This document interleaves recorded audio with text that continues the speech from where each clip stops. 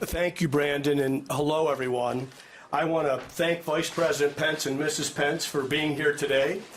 Mr. Vice President, you have visited the border more times than President Biden has in the past year and a half, and we're grateful to have you back again. That's a testament to two things. The Biden administration has been derelict in their duty to secure our border, and Vice President Pence is taking this crisis seriously, as he has every day in office, just as everyone else here today is. I've now served as governor through 3 administrations, and I can confidently say that no one was doing more to secure our border than the Trump-Pence administration. They communicated clearly that our border is not open and that migrants should not make the dangerous journey to our country. They built a wall to keep lethal drugs and convicted criminals out of our communities. They gave law enforcement the resources they need to do their jobs. If it weren't for the groundwork Vice President Pence laid and the policies he helped implement, there's no telling how disastrous our border would be right now. Once again, the reason that we're down here is bringing additional attention to the crisis. And the crisis is because President Biden and his administration remain nowhere to be found. They refuse to address this crisis that they've created. They've left it to the states to pick up the pieces of our broken border. And I want to thank Brandon Judd for his leadership on this issue, consistent leadership, along with Art Del Cueto and the entire team at Border Patrol. Thank goodness they will be outspoken on what needs to be done to solve this issue, to address this public safety, national security, and humanitarian crisis. And to everyone here for fighting to protect our communities during this time. You know just how bad the crisis is. Lethal drugs are streaming into our communities. Migrants are dying on this treacherous journey to our border. Community resources are overwhelmed. But we are not without hope in this crisis because of the hardworking men and women in uniform and on the front lines. I'm grateful for all of your support, and I want you to know you're not alone in this fight. Our budget this year, and I want to thank Speaker Rusty Bowers and President Karrin Fan for investing an additional $500 million into the Border Security Fund, the largest investment ever, and this is to fill in for the dereliction of duty from the federal government. Arizona's dollars will be used for physical and virtual barriers, prosecution, and more. And in April, I joined 25 other governors in launching the American Governors Border Strike Force, an interstate agreement designed to protect our communities from dangerous transnational criminal organizations. The strike force will provide a force multiplier in the fight against criminal activity directly tied to our border. We had our first operational planning conference in Phoenix last month, where over 100 law enforcement professionals from our states met to discuss coordinated strategies they'll use to protect our communities. Each state has reported increased seizures and a negative impact on community health and welfare due to methamphetamine and fentanyl trafficking. Violent crime is also up in each state, and cartels from Mexico have an organized presence in many of our large population centers. During the conference, each state present committed to conducting a coordinated multi-state operation focused on criminal interdiction of drug trafficking, human smuggling, and violent crimes to target transnational criminal organizations. I'm confident that this approach will significantly combat the drug and human trafficking that plagues our entire country. On top of that, we've begun to transport migrants on a voluntary basis to Washington, D.C., so we can get them the critical support and get them to where they need to be. Now, it's President Biden who created these issues, and Arizona communities are paying the price. If he won't come to Arizona to address this humanitarian crisis, we're going to bring it to him. We've already seen politicians in big cities complain about the migrants being transported to their communities, even though this problem is caused by Democrats who don't want to acknowledge the crisis exists. It's shameful behavior. We're going to continue to fill the void in leadership left by the liberal elites in Washington, D.C., and I know that Karrin Taylor Robson will take the same approach once she's elected as the 24th governor of our state. Karrin has taken the border crisis seriously since day one. Karrin is a true conservative that has a strong track record of backing up her words with real actions. Our communities and our rural communities and our border communities can trust Karrin Taylor Robson to address this crisis, and law enforcement professionals can trust her to support them in any way she can. I'm grateful to the National Border Patrol Council that they have endorsed Karrin. The National Border Patrol Council is the real deal on serious policy to address the southern border. You can clearly see what I see in her leadership abilities. Her being here today is further evidence of her dedication to upholding the rule of law and keeping Arizonans safe. But again, it's our men and women on the front lines in uniform who are doing the most on this issue.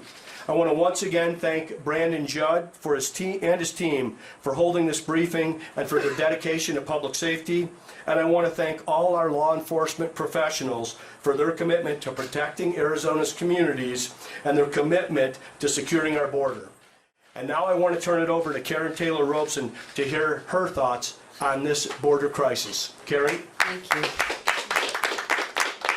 Thank you, Governor Ducey.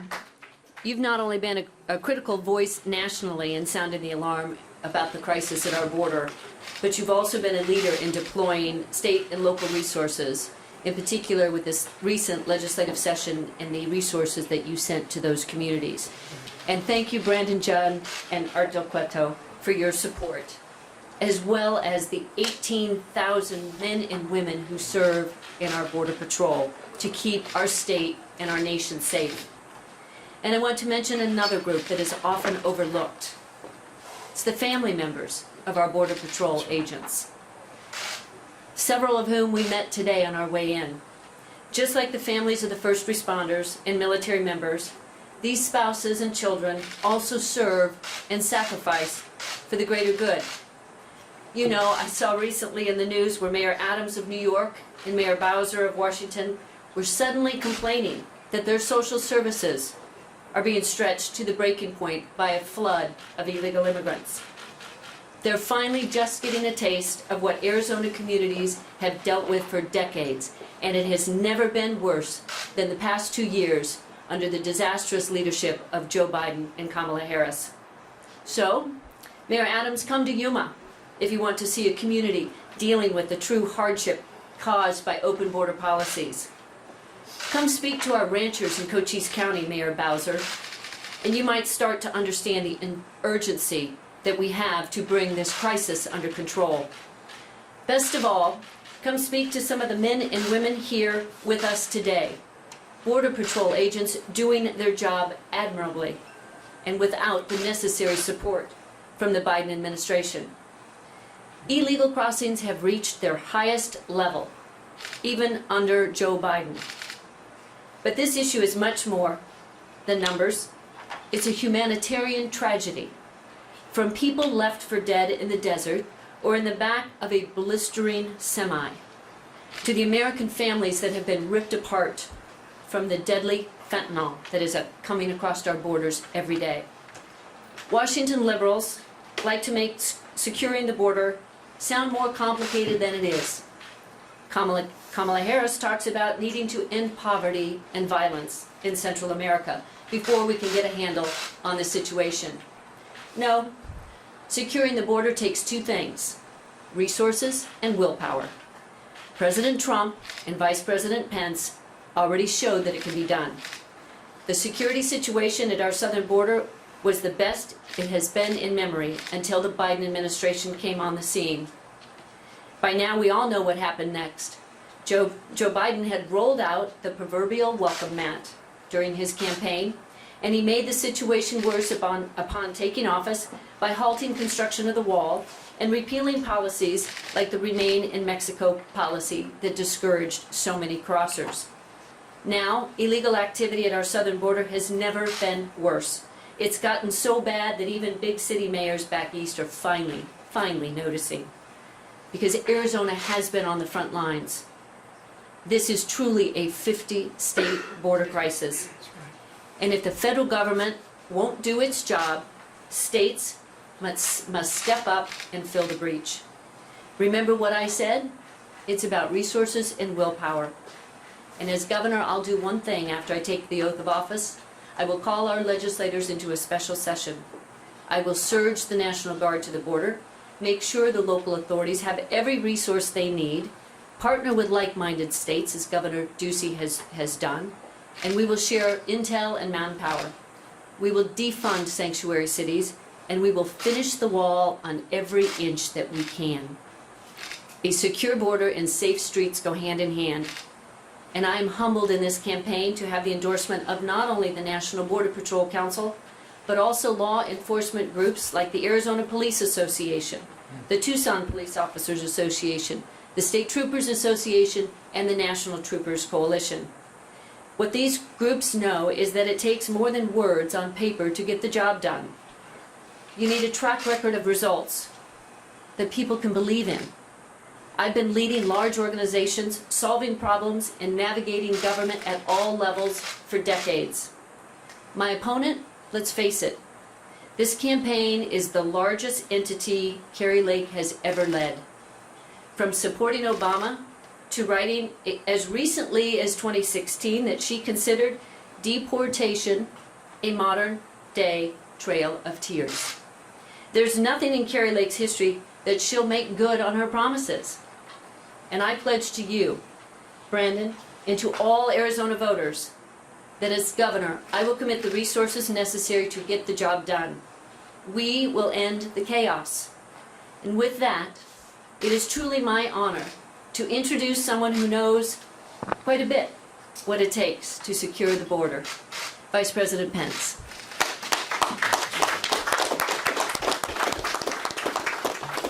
Well, thank you so much, Karrin Taylor Robson. The people of Arizona can see. We have a crisis on our southern border of historic proportions. And now is the time for serious, tested, experienced leadership here in Arizona to meet this moment. And that leadership is Karrin Taylor Robson. So it's an honor for us to be with you. Thank you. It's my honor to be with you. And it's a special honor that Karrin and I are both here. We're looking forward to this discussion, but to be honest with you, what was most moving was meeting with those families of Border Patrol agents. Standing in the cool breeze of 108-degree days here in Tucson. Because we think of their commitment as a family commitment.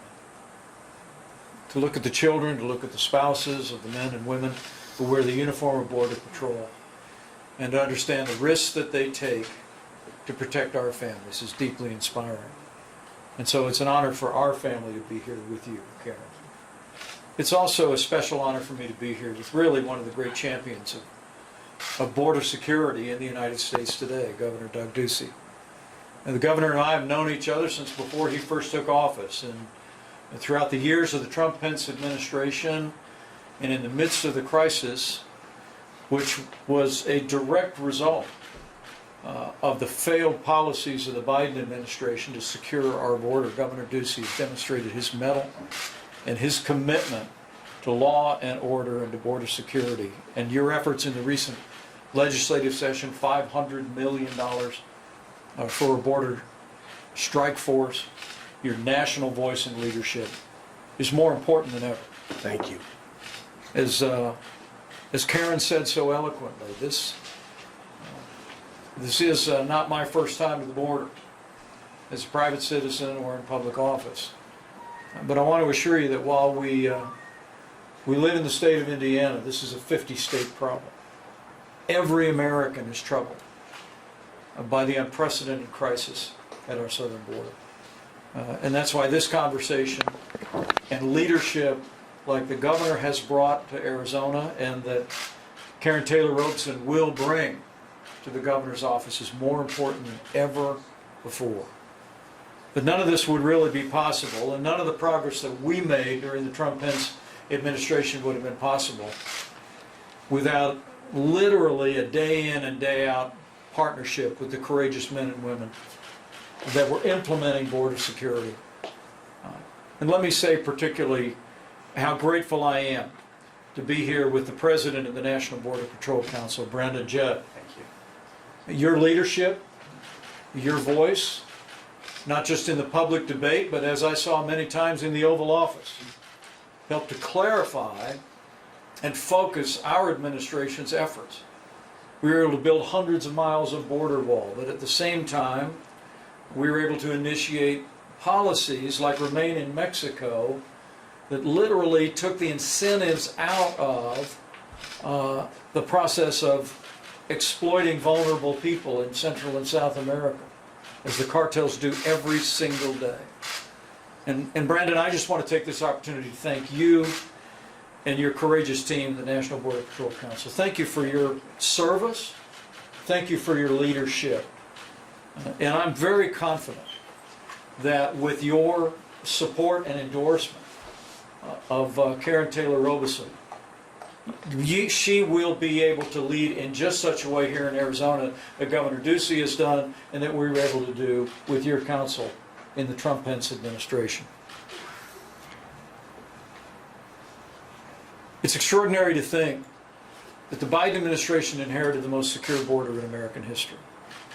And because of decisions that President Biden made from the first day of his administration, to stop construction of the border wall, to stop the Remain in Mexico policy, and the overall message, they've created a humanitarian crisis that is causing suffering and hardship on both sides of our border. We're here to call on the Biden administration to do your job, enforce the laws of the United States, secure our border, and support efforts here in Arizona with the current leadership and the future leadership to secure our country. A nation without borders is not a nation. And the truth is, border security is national security. So we call on the Biden administration to do different than you've done from every day for the last year and a half and a day. And that is, do your job, secure the border. Then my other message simply is this to the people of Arizona, particularly Republicans in Arizona who will be making a choice for our standard bearer in the governor's race. I'll end where I began. This is no ordinary time in the life of this state and the life of this nation. Americans are faced with great hardship, inflation at a 40-year high, a crime wave in many of our major cities. And the truth of the matter is that Americans are struggling. And we have an administration that's failing to do its job. So now more than ever, we need the people of Arizona, Republicans of Arizona, to nominate the kind of leadership that will continue to build on the progress that Governor Ducey and his administration has made. That candidate is Karrin Taylor Robson. And we are honored to be here to stand with you. We're grateful after a career that began in the Reagan administration, has gone through extraordinary business success, that you've been willing to step forward at such a time as this. And I know I say on behalf of Brandon Judd, the National Border Patrol team, I say on behalf of the governor, local law enforcement, and people all across this country. Karrin Taylor Robson, thank you for stepping up to lead Arizona. I have every confidence that when we nominate Karrin Taylor Robson to be the next governor of Arizona, she will win in the fall, and we will set this state and this nation on the path back to the policy that will secure our border and protect our families and end this unprecedented humanitarian crisis.